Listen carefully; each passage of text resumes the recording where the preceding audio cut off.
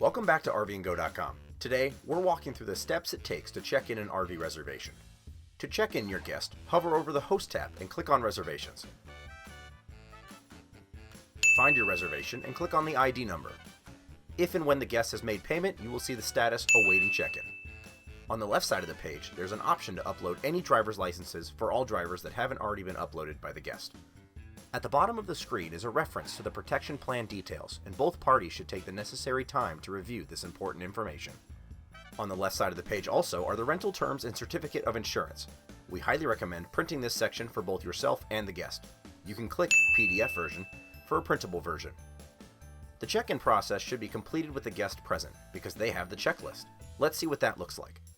Here's what a guest sees in their reservation, and together with the guest, you should ensure every task is completed before moving on to the next one. This is also where all pre-trip photos should be uploaded. Once you're finished, click Check-in to finish the process. And that's it! You've successfully checked in your guest. Keep an eye out for more videos from us, and if you have any further questions regarding the RVnGO website, feel free to reach out through our email, support@rvngo.com, or call us at 1-888-399-9505. Don't forget to like and subscribe, and thank you so much for watching. We'll see you on the road.